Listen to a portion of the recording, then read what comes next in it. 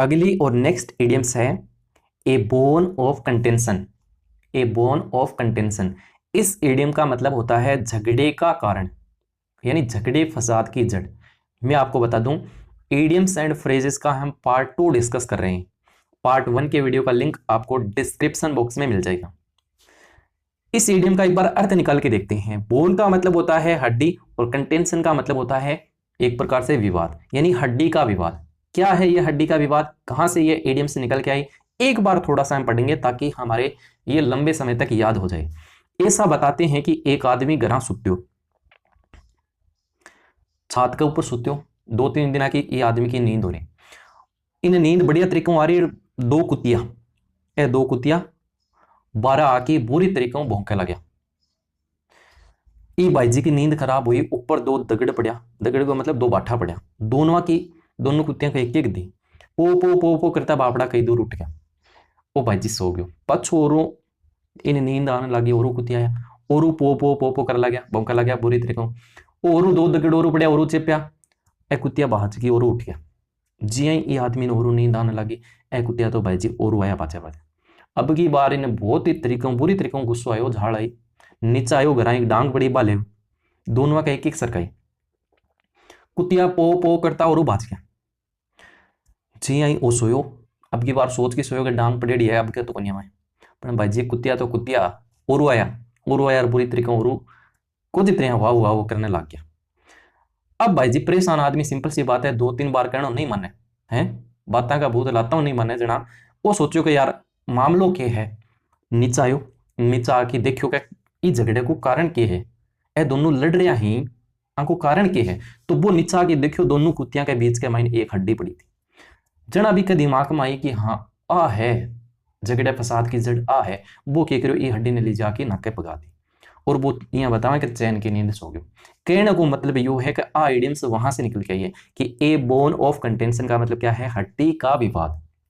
याद क्या रखना है, मैटर ऑफ डिस्प्यूट। डिस्प्यूट का मतलब भी वही होता है एक प्रकार से झगड़ा विवाद, है ना। और क्वेरल ये तो आप सब लोग जानते हैं, झगड़ना, है ना। तो ये तो वाला सिंपल वर्ड है, याद नहीं रखना है। डिस्प्यूट ये वर्ड आपको याद रखना है। और याद कैसे, लिंक कैसे करोगे, बोन का मतलब क्या है, हड्डी, और हड्डी के लिए कौन लड़े थे, कुत्ते लड़े थे। और कुत्ते की डांग किसने मारी थी, उस आदमी ने मारी थी। इसका मतलब क्यों मारी थी, उसको नींद कैसे आई, उसने उस झगड़े फसाद की जड़ को गायब कर दिया, यानी हड्डी को गायब कर दिया। तो याद क्या रखोगे, डिस्प्यूट, ये वर्ड याद रखोगे। ये हमारी आज की फर्स्ट इडियम है, उम्मीद कर रहा हूं याद हो गई होगी। चलिए नेक्स्ट और आज की सेकंड इडियम्स है बैड ब्लड। बैड ब्लड, इस इडियम का मतलब होता है कटुता, मनमुटाव। कटुता, मनमुटाव। एक बार ऊपर वाली पर फिर से बात करते हैं। ये जो इडियम है क्यों लिए मैंने, क्योंकि हमारे जनरल लाइफ में बहुत बार हम काम में लेते हैं इस इडियम को। आपने न्यूज़पेपर देखा होगा, हेडिंग आती है मोटे तौर पे, India's Pakistan A bone of contention, यानी झगड़े का कारण क्या है, इंडियाज चीन ए बोन ऑफ कंटेंशन, झगड़े का कारण। एक पिता की मृत्यु हो जाती है, एक दादा की मृत्यु हो जाती है, तो 2 भाइयों में झगड़े का कारण क्या है, एक प्रकार से जमीन विवाद, जो भी है। बहुत से हम जनरल लाइफ में काम में लेते हैं, इसलिए ये इडियम्स 2016 सीजीएल में तो आ चुकी है और इसके बाद पता नहीं कितनी बार आ गई है ना। तो ये इडियम्स इंपॉर्टेंट है, याद रखना।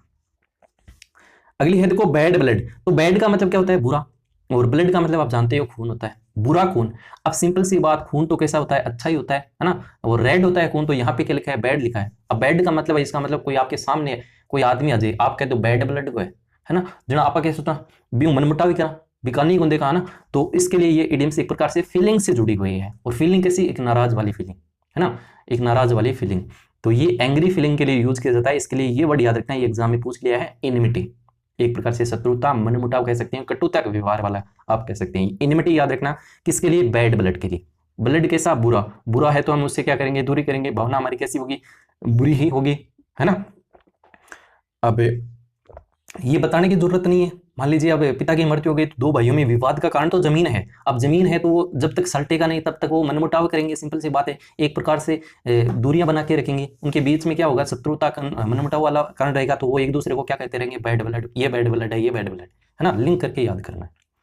चलिए नेक्स्ट और आज की 8वीं इडियम है टू फेस द म्यूजिक। इस इडियम का मतलब होता है परिणाम सहना, टू फेस द म्यूजिक। पहले इसका अर्थ निकालते हैं। फेस का मतलब तो वही होता है किसी चीज को फेस करना, और म्यूजिक का मतलब म्यूजिक को फेस करना। म्यूजिक को फेस करना, यार समझ में नहीं आया, परिणाम को सहना कहां से निकल के ये सोचते हैं। जो हमारे मिलिट्रीज एरिया होते हैं, आर्मी, एयरफोर्स, बीएसएफ वगैरह, वहां पे किसी सोल्जर से यदि गलतियां हो जाती थी, कोई सोल्जर गलती कर देता था, तो उसके एवज में वहां के जो फौजी थे वो क्या करते, ढोल बजाते थे, म्यूजिक बजाते थे। इससे क्या होता था, इससे ये सबको पता लग जाता था कि आज किसी सोल्जर से गलती हुई है और उस गलती की सजा उस सोल्जर्स को मिल रही है ना। अब वहां से ये इडियम से निकल के आई है, यानी परिणाम को सहना, म्यूजिक को फेस करना। अब वो व्यक्ति है, वो सोल्जर्स है, वो ये सोच रहा है कि गलती तो हमारी थी और उस गलती की हमें सजा भी मिलेगी। जनरल लाइफ में हम सोचते हैं, हमसे भी गलतियां हो जाती हैं, फिर हम ये सोचते हैं कि यार गलती तो हुई और उसकी सजा का हम प्रायश्चित भी करते हैं, है ना। परिणाम को सहना इस इडियम्स का मतलब होता है। याद क्या रखना है, ये वर्ड याद रखना है, कौन सा कीवर्ड, कॉन्सिक्वेंसेज। कॉन्सिक्वेंसेज एक प्रकार से परिणाम ही होता है, और बियर का मतलब होता है सहन करना, यानी परिणाम को सहना। पनिश्ड कह सकते हैं, एक्सेप्ट द ब्लेम, जो ब्लेम है हुआ है, हम पर लगा है, उसको क्या करना, एक्सेप्ट करना, स्वीकार करना। उम्मीद कर रहा हूं याद हो जाएगी। याद क्या रखना है, म्यूजिक वर्ड याद रखना है। म्यूजिक कब बजा, आर्मी में बजा। क्यों बजा, क्योंकि सोल्जर्स की गलती हुई, गलती हुई तो क्या मिलेगी, उसको सजा मिलेगी, पनिश्ड हम याद रख जाएंगे, या फिर जो परिणाम उसका है उसको हम क्या करेंगे, सहन करेंगे। ठीक है चलिए अगली और नेक्स्ट इडियम है एट वंस विट एंड। यहां पे क्या है, ई एन डी, एंड हो रहा है। इस इडियम का मतलब होता है घबराया हुआ।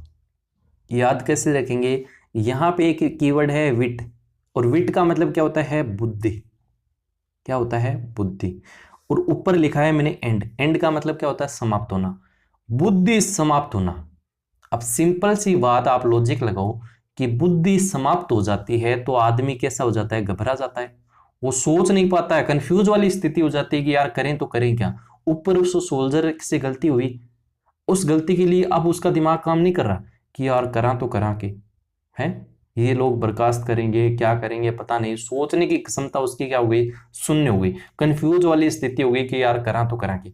अपने साथ भी हो जाता है, कई बार हम गलतियां कर बैठते हैं और गलती करने के बाद दिमाग काम नहीं करता, बुद्धि हमारी काम नहीं करती, हम कंफ्यूज वाली स्थिति में रहते हैं कि यार करा तो करा के, इन्हें जावा कि नहीं जावा, है ना। तो उस स्थिति के लिए इडियम्स वहां से ऐसे आपको लिंक करना है। विट का मतलब क्या होता है, बुद्धि, और बुद्धि का क्या हुआ, अंत हुआ। अंत होते ही व्यक्ति क्या कैसा हो जाता है, घबरा जाता है, एक प्रकार से कंफ्यूज वाली स्थिति में आ जाता है। तो ये आप वर्ड याद रखिएगा, कंफ्यूज, या फिर आप इसको कह सकते हैं पजल्ड, यानी फंसा हुआ। ठीक है, ये दोनों कीवर्ड आप याद। अगली इडियम्स है spill the beans. Spill the beans, इस इडियम का मतलब होता है रहस्य उजागर करना। मान लीजिए कोई चीज सीक्रेट है और उस सीक्रेट चीज को हम फैला देते हैं, तो वो तो सीक्रेट रही नहीं ना, वो रहस्य, जो रहस्य था वो तो लोगों के सामने आ गया, यानी रहस्य को उजागर करना। अब देखो एक बार इसका अर्थ निकाल के देखते हैं। स्पिल का मतलब क्या होता है, फैलना, स्प्रेड की तरह, है ना। और बीन्स का मतलब होता है फलियां, यानी फलियों का फैलना। क्या है ये समझ नहीं आया, एक बार मैं आपको बताता हूं। ग्रीक में इलेक्शन जब होते हैं तो वहां क्या करते हैं, कोई एक ऐसा जार ले लेते हैं, उस जार के अंदर अलग अलग कलर की फलियां डालते हैं। जैसे मान लो ये कलर है ब्लैक कलर की, मान लेते हैं ये व्हाइट कलर की। अब जिसको जो कैंडिडेट चुनना है उस कलर की फलियां उस जार के अंदर वो लोग डालते जाते हैं। होता क्या है, इस जार को यदि मान लो गिरा देते हैं तो ये फलियां क्या हो जाएंगी, फैल जाएंगी। ये फलियां इस प्रकार से क्या हो जाएंगी, फैल जाएंगी। अब फैल जाएंगे तो लोगों को ये पता लग जाएगा कि यार किस कलर की फलियां ज्यादा हैं। वो ये सोच लेंगे कि यार ब्लैक कलर वाली फलियां ज्यादा हैं, इसका मतलब तो वो कैंडिडेट जीतेगा। यानी ये चीज क्या थी, ये सीक्रेट थी, और सीक्रेट चीज लोगों के क्या आ गई, सामने आ गई, वहां से ये इडियम्स निकल के आई है। तो याद कैसे रखेंगे, बीन्स का मतलब हो गया फैलना। अब बीन्स फैली, इसका मतलब क्या हुआ, रहस्य उजागर हुआ, फलियां फैल गई, इसका मतलब फलियां तो क्या थी, उस जार के अंदर थी, उस कप के अंदर थी, वो फैल गई, इसका मतलब लोगों के सामने आ गई। सिंपल सी बात है, लोगों के सामने आ गई तो रहस्य का क्या हो गया, उजागर हो गया। तो इसके लिए आपको ऑप्शन में मिल सकता है टू लीक सीक्रेट इंफॉर्मेशन। जो हमारी इंफॉर्मेशन क्या थी, सीक्रेट थी, वो क्या हो गई, लीक हो गई। इसके लिए ये इडियम्स काम में ली जाती है, स्पिल द बीन्स।